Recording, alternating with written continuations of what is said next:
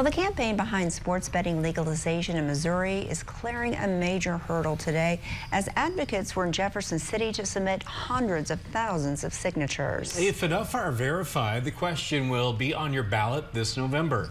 WGEM's Capitol Bureau Chief Joe McLean is in Jefferson City, Missouri, to break down the amendment and the safeguards included. Daniel and Raja, allowing betting on sports, professional sports, is an issue that has been pretty wide. It's had a pretty wide consensus across the state, as we've been reporting. Most Republicans and Democratic lawmakers say they're on board with this idea, about 2/3 of citizens as well. And that's why many supporters of this initiative say the fact that this has to go on the ballot at all only emphasizes the dysfunction in the General Assembly.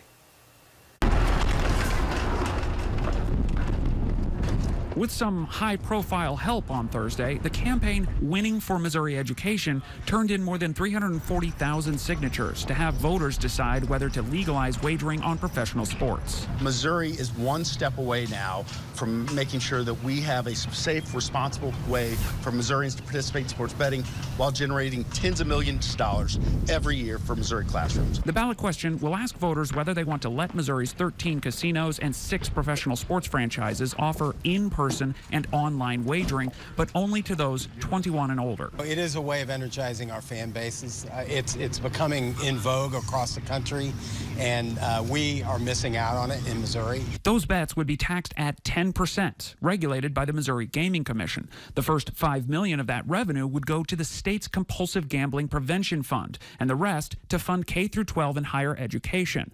Problem gambling has been the main concern among opponents of legalization. There's not enough money in there for problem compulsive gambling, which is going to be caused by a legalization of sports betting here in the state. So this is definitely a golden ticket for all of the casinos and professional sports teams. Senator Denny Hoskins was one of 5 senators this week who staged a days-long filibuster to make passing initiatives like sports betting more difficult. State Representative Dan Hux, another Republican, has sponsored sports betting legislation for the last few years. People go across the state line.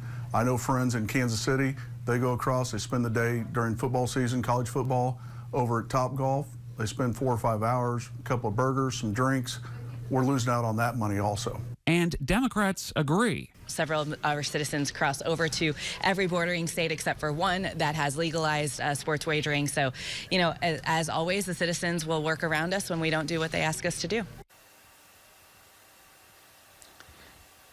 Now, if the Secretary of State's office verifies enough of these signatures, that question goes on the November 5th ballot. In Jefferson City, Joe McLean, WGEM News.